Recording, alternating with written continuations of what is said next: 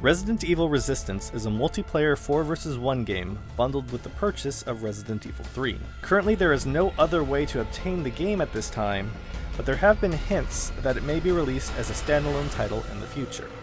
The basic story for Resistance is unimportant, as it's completely non-canon from the rest of the series. But in case you're curious, it's that Umbrella has decided to test a new virus that is being used to test whether or not an average person's physical abilities can be enhanced. As you do. The leader of this test is Alex Wesker, and she has gathered a crew of various Umbrella members, including the head of Umbrella, Oswald E. Spencer, to test different survivors who have been injected with this virus. The survivors are all unfortunate sats captured by Umbrella to be used in Alex's experiments. I only put this here to give you false hope. The bliss of murder. The relief, the soaring ecstasy, shedding mother's blood.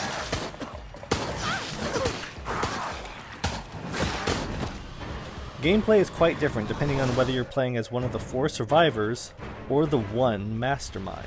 As you continue to play with a character, whether it be survivor or mastermind, that particular character will level up for you, allowing them to add modifications and change their overall abilities.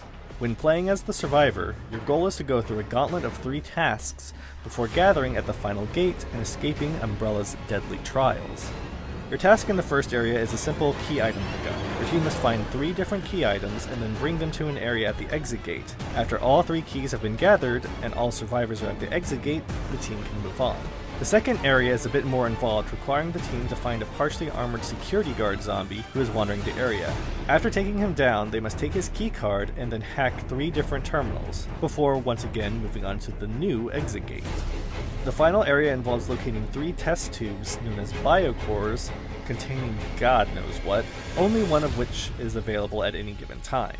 After locating the vial in question, your goal will be to smash it to pieces. After all 3 have been smashed, the team must get to the final exit gate, release the lever, and escape. While attempting to complete objectives, there will be a push and pull between the survivors and the mastermind over the time. Survivors taking damage or falling into traps will reduce their overall time, while killing enemies, disarming traps, and completing objectives will increase their time. So throughout the entire game, both sides will be trying to push the timer in their favor. You'll have 6 different characters that you can play as, each of which have their own unique special abilities. They range from DPS, to healing, to hacking cameras around the environment, but they all play similarly overall. Each character has a basic ability and a fever ability.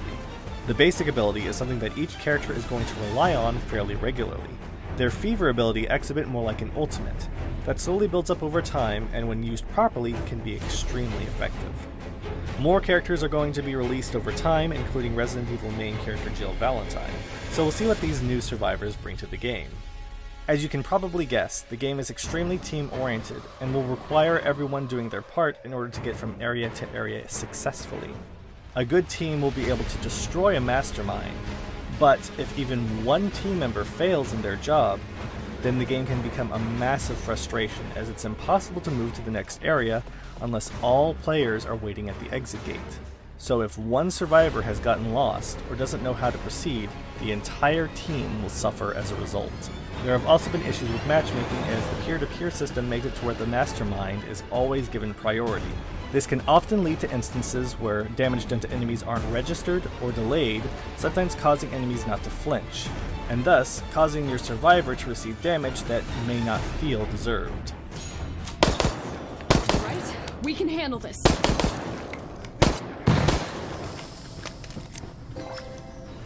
As a mastermind, your goal is to prevent the survivors from completing their objectives, and stalling them long enough for their limited time to run out. You'll do this with bioorganic weapons ranging from zombies, armored zombies, infectious zombies. You've got a lot of zombies is what I'm saying. But you've also got Cerberus, Lickers, and possible new creatures to be added in the future. Certain enemies can also be controlled by the Mastermind. While the Mastermind is controlling an enemy, they are often more powerful and move at a significantly faster pace. Traps are stationary objects that have a variety of effects, from exploding and doing damage, or infecting survivors. Turrets can be placed or controlled directly, allowing you to open fire on your would-be test experiments, which, from a scientific point of view, feels like cheating when it comes on getting experimental data. Each mastermind also has a unique ultimate weapon which can be used to decimate the survivors when used correctly, such as having Mr. X come in and punch survivors to death, or having the new creature, the Yaraveo, pull a move that seems like it came out of Little Shop of Horrors.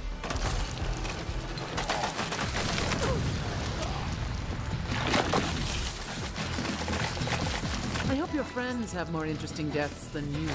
Each mastermind tends to specialize in a particular part of the mastermind kit. For instance, Annette Birkin focuses on buffing enemies with serums, Alex on spreading infection and using traps, and Spencer, shooting people. Lots and lots of shooting people.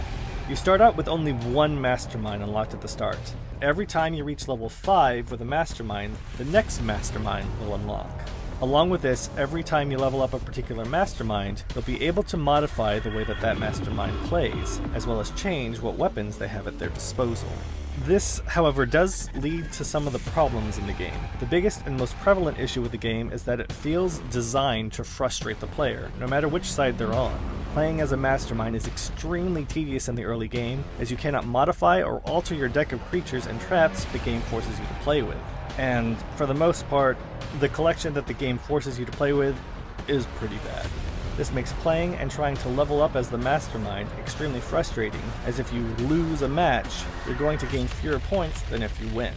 Since you're probably going to be losing a lot, this can make leveling up so you don't feel useless an extremely monotonous affair. When you combine this with the unbalanced and generally unfair matchmaking on both ends, it feels like almost all matches are extremely one-sided. I have had maybe one match when it came down to the wire on which side was going to win. All others were a stomp for one side or the other.